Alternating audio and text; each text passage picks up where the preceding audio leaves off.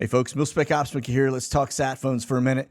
If you have been watching what's going on around the world, Maui fire is a perfect example. When the cell towers go down, you lose the ability to communicate with anyone. If you're wanting to get a satellite phone, now is the time. You don't want to try and find one of these things while things are in the middle of going hot. So jump over there to sat123.com. That's sat123.com. Through the satellite phone store. They've got some amazing plans going right now. They've got the Iridium 9555 phone plus a Garmin watch. That's included in that plan. It's 100 minutes or text. Then they've got the MRSat 2 phone that is actually out. Again, it's available, as well as the 9575 Iridium phone. These are the best satellite phones on the planet, I'm telling you. This is a limited time offer. Buy one, get one on them. And then, of course, if you're interested in the Bivy Stick, they've got the bundles going where you can get the Bivy Stick, the smartphone, as well as a Faraday bag to protect your equipment. And so that's going to be sat123.com. That's sat123.com. Or give them a call, 941-841-0844. Tell them Monkey sent you.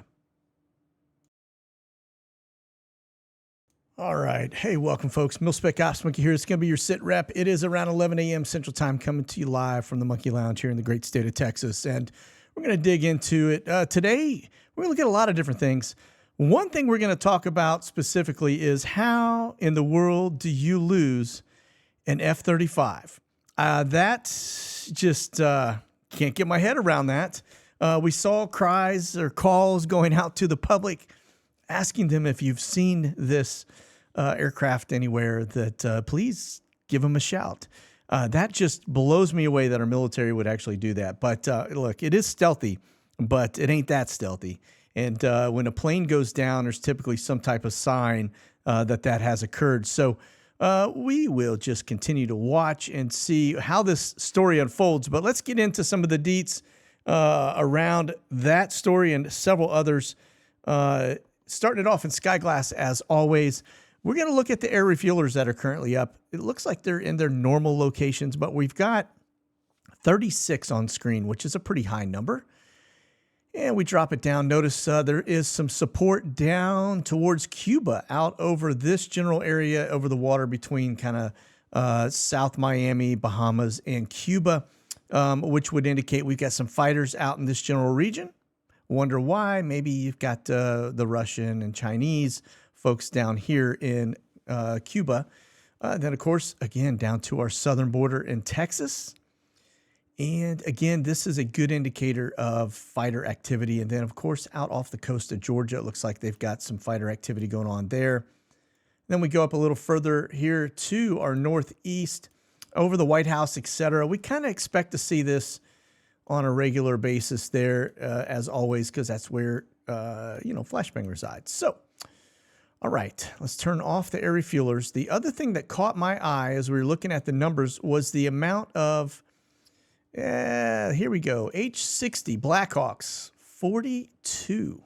That's a big number. 68 is kind of what we normally see. What's going on, I don't know, but there are a lot up. That is faux show. All right, we back those bad dudes back out.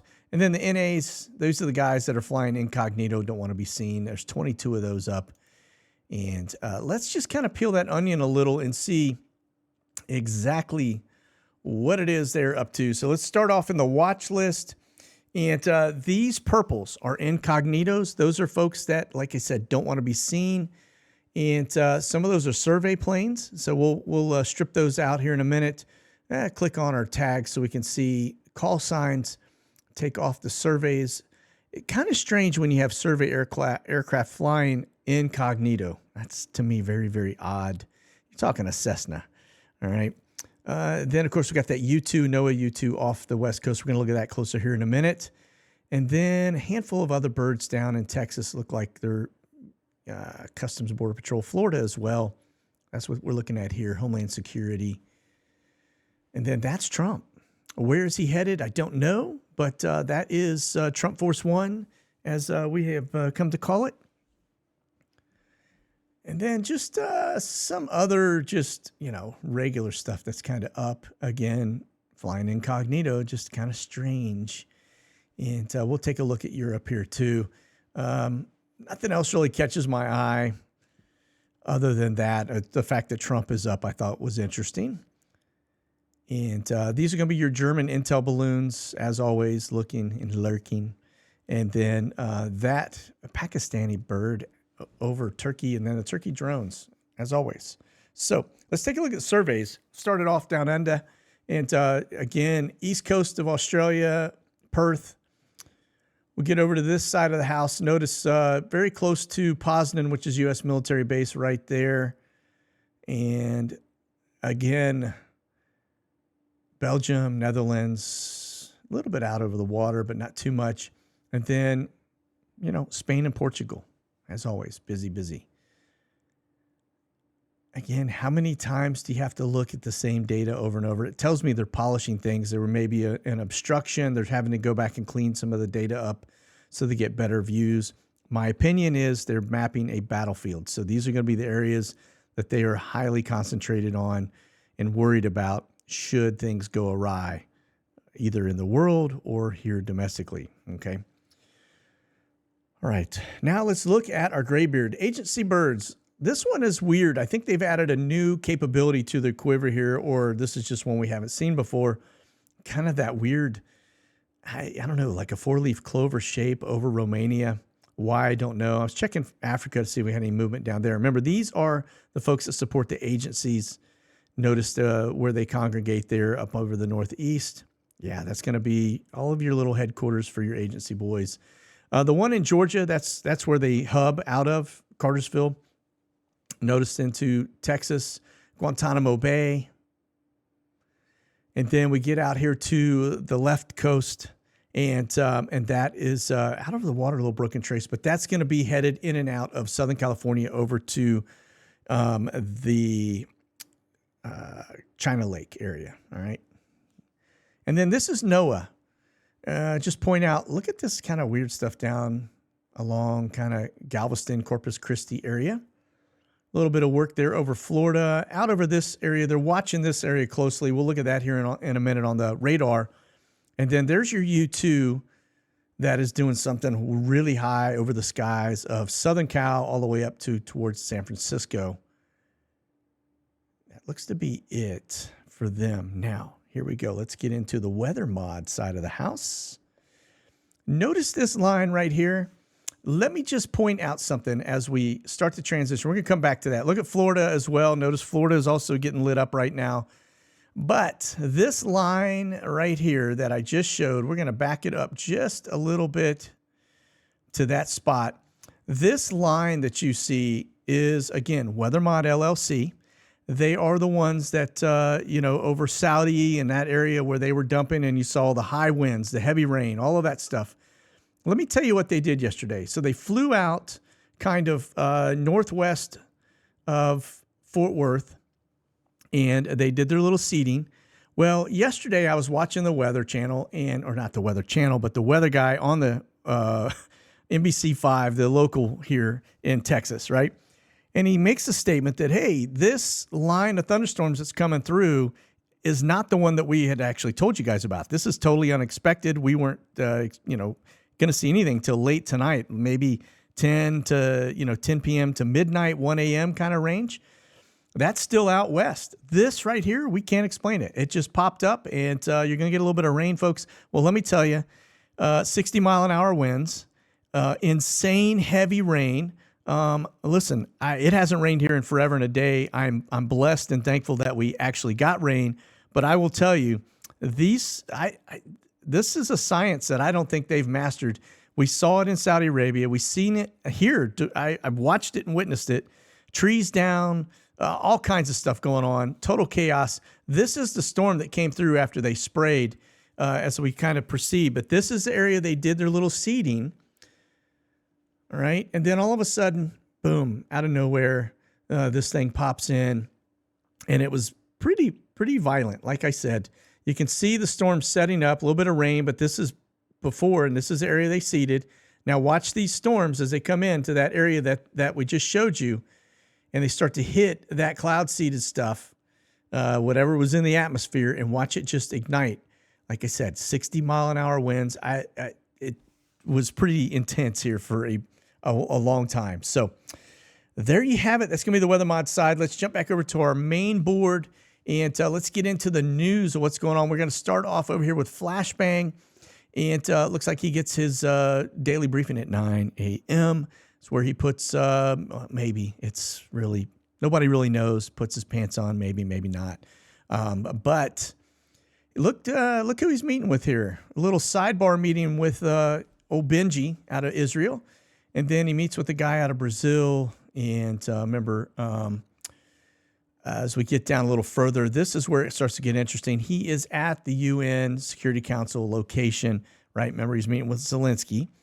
And everything that I've read, we'll get into some of that here in a minute, but everything that I've read is that the Senate doesn't have the votes to push any more money towards Ukraine. So anything that does get pushed is going to probably be Black Ops money off the books, unless somebody approves something that they probably shouldn't be. So anyway, that's where he's located. Looks like he heads back to the White House this evening. But check this out. He's going to be talking, as I went into this piece.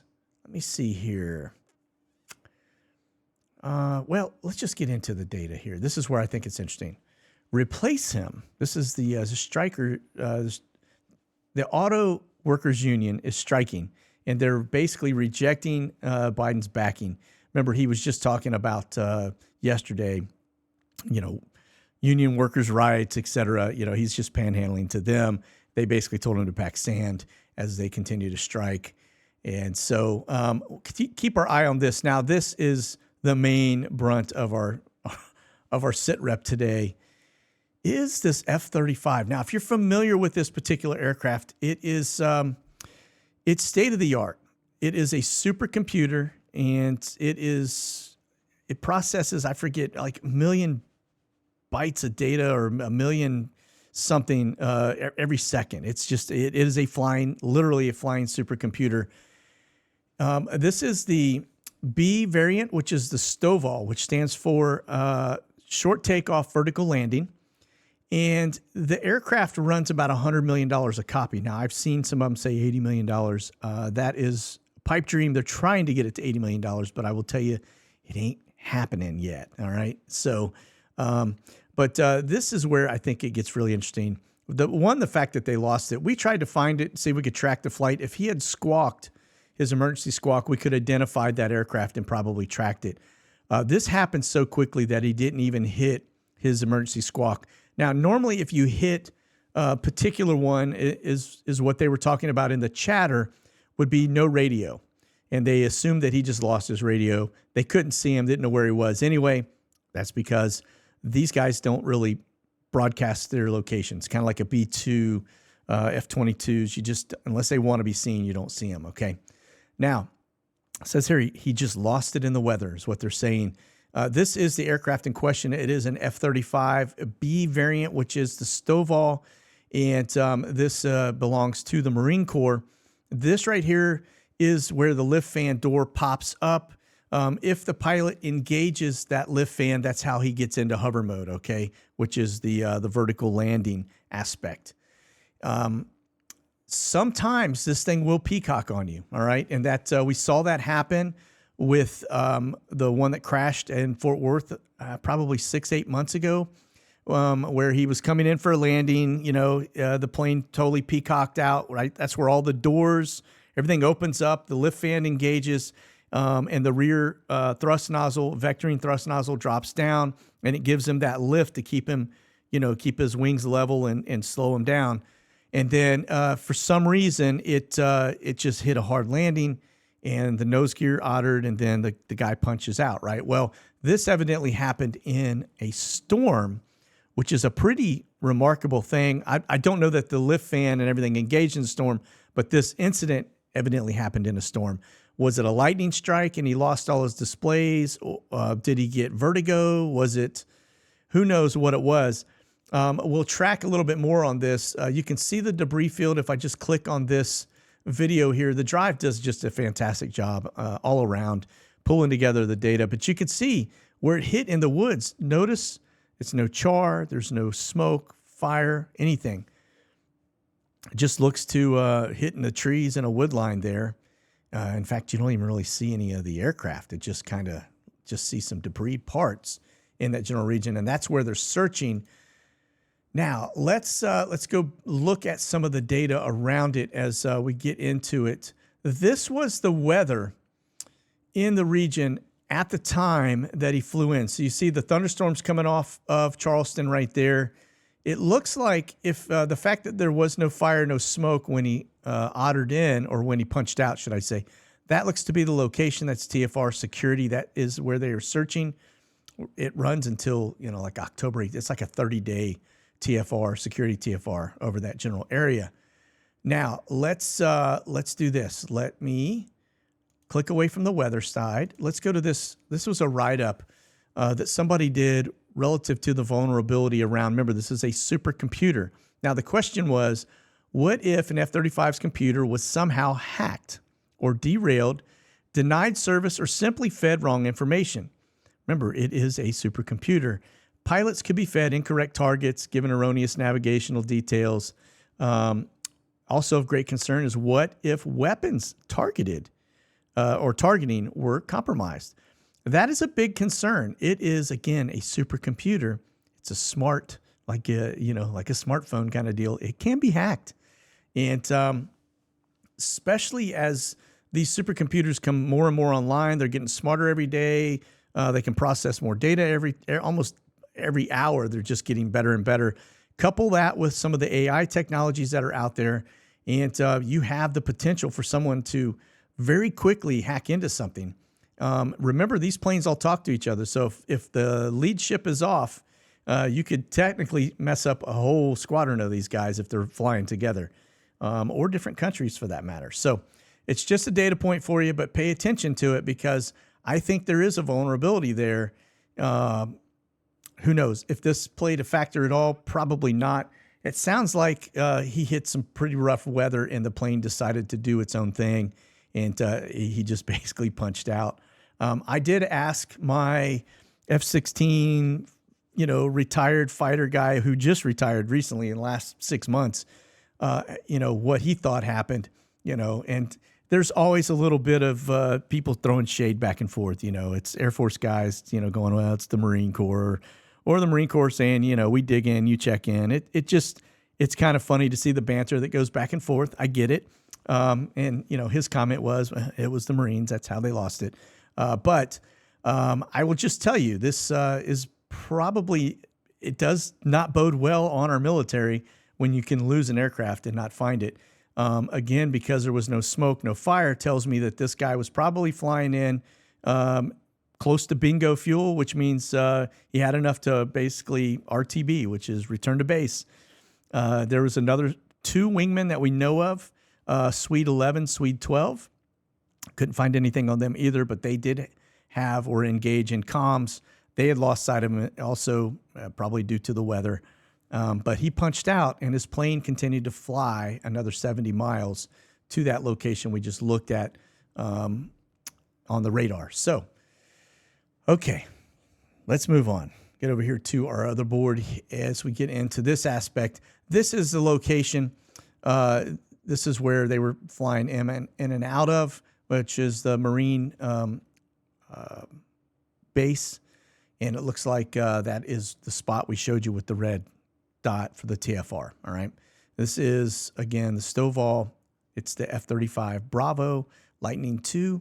And they say 80 million a copy. Again, I think it's a little bit low.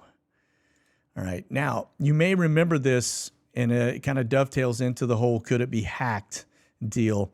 But Lockheed Martin may see more than $800 million in payments withheld through next June until it wins approval for software powering its most advanced version of the F-35. And then the most advanced version is probably going to be that Stovall, by the way, just FYI, the same one that ottered into the ground. It says the number 1 U.S. defense contractor is on tap to finish production of 52 of the upgraded TR-3 model fighter jets. That TR-3 is basically the upgrade version, right? But the Pentagon is basically holding $7 million per aircraft until the new software is validated, because the aircraft are being placed in storage until then. It says 124 jets. That's $868 million. That's a lot of money that the DoD is holding back. And so, could that software have played a role, or the outdated software that they're waiting for upgrades? Clearly, these aren't parked. They're still flying these. Could that have played a role when he hit the weather? It did something strange. Again, when I say flying supercomputer, it's because it is processing so many. I want to say it's 1 million bits of data per second or something. That's all the stuff. It takes all that data that is external, internal, and then it basically feeds it to the pilot, right? All right. And in the meantime, while that was going on, it looks like, well, we've actually lost this story. Doesn't want to show, but it looks like the Marine Corps has grounded all of its jets worldwide for a period of timeout occurred. Well, let's just move on. For a period of 2 days. Okay. Germany pledges almost $3 billion in new military aid to Ukraine. It says the new military aid includes 30 Leopard 1 A5 tanks, 20 Marder armored personnel carriers, and 200 reconnaissance drones. And again, they're continuing to put tanks into the theater. I find that one interesting. We'll talk a little bit more about that here in a minute in terms of tanks. But let's get over here to the NOTAMs just to show you what's going on here. Florida's got a bunch of slop out here off the East Coast. It doesn't really show that in terms of turbulence, which is interesting. But notice we still have the danger boxes, East Coast and West Coast, right, up and down. This particular area, this is where we were watching some of the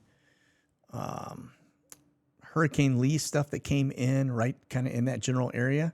Notice it's now a danger area, which I find interesting. And then let's go. That's going to be Space Operations TFR. This is the UN Tide TFR, Flashbang Senior Living Center TFR. And then we get off of that, headed over to Europe and see if we've got anything that catches my eye. Little strange box up here north of Russia and China, kind of in that general region between the two. Not seeing anything else. This area just continues to be one hot mess. Box on top of box. All right. Now, we're going to move this over just a little bit because I want to come back to this in just a second as we get into some of this data. But this rising ammunition prices could interfere with Western plans, to arm Ukraine. Yeah, they're basically saying it's not just the United States, but in NATO as well, that the prices for the equipment of ammunition are just going through the roof, and that is streamlining the amount that they can buy and provide to Ukraine. So continue to watch that. I do find that this is not good for us nor them, but as things go up in cost, like, for example, the 155 millimeter shells, the Mike shells, as we talk about, the Pentagon is spending $1.5 billion a year to ramp up the production of this one. Remember, this is the round that they borrowed $500,000 from South Korea. But this is your big data point for today. Still, the U.S. is unable to produce the number of shells Ukraine needs. According to Pentagon acquisition chief LaPlante, basically the weapons makers can produce 28,000 rounds per month. That's their cap right now, okay? But Ukraine fires as many as 10,000 a day. So it doesn't matter. This number, it becomes inconsequential because these guys are blowing through munition, all right? All right. On over to this piece. Russian submarine shows massive damage after Ukrainian strike. It looks like they hit it with well, let's see. First off, the photos show major damage. A Russian Navy submarine attacked while in dry dock in Crimea, point to the boat being a complete write-off. So they basically toasted this thing, hit it with a drone, and we'll get down some little clear. You can see the shot right here where they hit this. And crazy how we get our hands on these photos, but that is a a drone that has hit the side, and they're saying that's basically caused this submarine to be toast. All right. Now, the other piece to this too is this one here. Austin says Ukraine will receive the Abrams tanks soon. This, I think, is a little bit of a setback. Remember, we were already giving them some. We had like 100 we put over there that were outdated, had been modified, and I think they've lost probably a majority of those tanks. But they're saying here that the first 10 out of 31 promised of the new upgraded M1 Abrams should arrive, mid-September. That's already about now, but they haven't gotten them yet. So it looks like, remember, and this is why this is key, Milley, the deep state crony, had just made the point that they had, and this was about a week and a half ago, they had roughly, 30 to 45 days to push in and get something done, or else it was basically going to be done until, spring, because they just didn't have, the time to get it all done, and they're not making any advances. So you take that coupled by this data point of saying that, we'll get you your tanks here soon. Now, we were talking the other day. I said this is an area to watch along with Taiwan, but I think something is afoot here. I showed you this particular area that, let me just bring my pointer up here if it will show. All right, this particular area right here, okay? Remember, they just came in and told everybody, hey, you need to get out of Dodge because of, the Russians are about to just start shelling the daylights out of that area. If you're not familiar with that area, this is Crimea down here. All right. As you get a little bit north of Crimea, this is kind of the dividing line, this river. And when you're on this side of it, this is, pro-Russia and Russia, so to speak. And then this is Ukrainian side. This is the area where they told everybody, get out of Dodge. It's about to go down. Well, that was over the weekend. You're talking, 5 days ago, roughly, and they've had nothing. In fact, the shelling has almost ceased in that general area from the Russians. Something doesn't smell right here. Remember, this is a nuclear power plant up here. And then down here is a cooling station for another power facility that I believe powers everything in this region right here. So just, again, pay close attention to this. I just have a bad feeling, given the fact that Milley said 30, 45 days, the fact that the tanks aren't showing up when they're supposed to, and the fact that Ukraine is probably not going to get any more money out of us. Just, I wouldn't be surprised to see him scuttle the boat. I really wouldn't.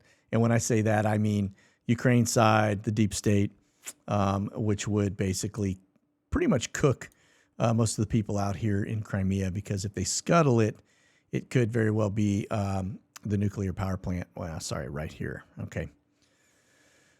All right. Let's get over here to what's moving. Again, not seeing the stuff that we were seeing volume-wise, which tells me there's not a lot of effort of stuff going into that region right now, which is it a pause? Will it pick back up? Is it the calm before the storm? Time will tell, but it does look like we have stopped for at least the meantime pushing chips onto the board, so to speak. All right. Notice you got a 747 coming in. This is Dover, by the way, coming in from Oscoda. That's home base operations, so that's probably empty, returning to service. Looks like it's headed straight to the forward operating base. So one single 747, maybe some tanks that were supposed to hit a week ago. Maybe not. We'll see. And then let's move on. Let's get over here to Ramstein. 747 coming in from Doha, and a 777-200 coming in from Baltimore, Washington. This one looks like the 67 headed to, that's going to be near Cairo, probably Alexandria, if I had to guess, which is Egypt. And then 777-200, that one is destination unknown. We'll see where that's headed here in a minute if it's on our board. And then, of course, that one headed back to Kuwait, 747. Now we move on over here to forward operating base. We're going to look for camber flights, big heavy equipment. There's only one coming in from Dover. That's the one we just looked at. Could be, a handful of tanks. And then looks like that Coletta is outbound, destination unknown. And I'm not seeing anything else on the board. Again, very, very quiet. And then Transportation Command, U.S. Transportation Command. You got one, looks to be coming out of Savannah, Hunter Army Airfield over here. And then we've got several within Europe, look to be coming out of the region. That looks like Belgium right there, I think. Netherlands, Belgium, I think. Let's see, Brussels, near Cairo. We've got another one here. I'm not even going to try to pronounce that. This one coming out of Naples, and then Ramstein. And that's the one that's headed into Alexandria, Egypt. All right, the Brits, pretty quiet. I only see 2 flights up. We go to the board. We got 3 on the board. And one coming out of Scotland. Again, destinations unknown. They kind of keep that close to the chest. Mainly because this is carrying more than likely troops. Okay. All right. Nothing on the board for NATO. I just had one earlier that's gone since then. National Cargo, Cherry Point. This one coming out of Seoul, Korea, and South Korea, and then Bucharest. 2 of them are 747s. So that one 747 coming out of Europe. And then Cherry Point looks to be headed to Yuma International, Arizona. All right. OAE, this is going to be Omni. And notice they look to be Shannon to Fort Worth. So that's one of these flights coming down here. That's probably a troop rotation. Manchester to Toronto. That's moving the Canadians. And then this one here, Misawa, headed to Seattle, Tacoma. So that's coming out of Japan, it looks like. Headed to Seattle. Again, looks like we're moving some troops around, really. Maybe a rotation. Atlas Air, the only thing I got on the board for Guam is one Atlas Air coming in from Hawaii, and then it's headed to Osan Air Base or Wake Islands, the only 2 that I see. Actually, that's Coletta, so that's going to be this one, Atlas Air headed to Osan, and one taking off going to Wake Island. 747, that's a 747-800, so that's a brand new aircraft. And then from there, it looks like we've got one en route that's coming from San Diego. All right. Pay attention to this one if you're in Texas or anywhere else because you're going to be impacted by it eventually. It says the Inland Colony Ridge, or Inside Colony Ridge. This is that area that I showed you about 3 months ago. The fastest growing development in the United States is a magnet for illegal immigrants. That's because this guy is basically selling to them, allowing them to buy land. It's down in Plum Grove, Texas, and it's been getting a lot of attention because they say the cartel is kind of engaging these folks in the region, giving them money to do all of the stuff. So pay attention to that one. That's not a good thing. And why we're allowing it, I guess they're somehow, it's in that gray area. I don't know. But anyway, then here's the other piece too. Notice the interior flights within the United States. This is going to be Swift Air moving immigrants rapidly through America. All right. And then World Airways, this one's coming out of Central America, headed up to the coast of Texas here, McAllen International, and San Pedro Sula is where that's coming out of. That is typically a prison bird, just FYI. All right. All right. Well, listen, I think that does it for today. We'll continue to keep our eye on the Ukraine piece and keep your eye on these F-35s. There's something going on. I think it's software related, and I think they've got to get this thing. You'll probably see a lot of them being grounded, which is a very unfortunate situation given the fact that we've got so many things going on between China with Taiwan and Russia with Ukraine. Last thing you want are your aircraft being grounded due to a software update that needs to happen. So keep your eyes on that. We'll talk soon, and stay frosty. Keep that powder dry 100%. God bless. Monkey out.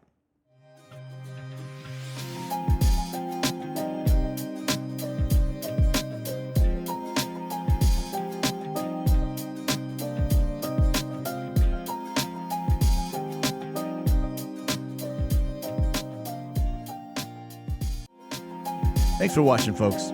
You can check out the latest gear and products by selecting the QR code on your screen now or go to monkeywerxus.com.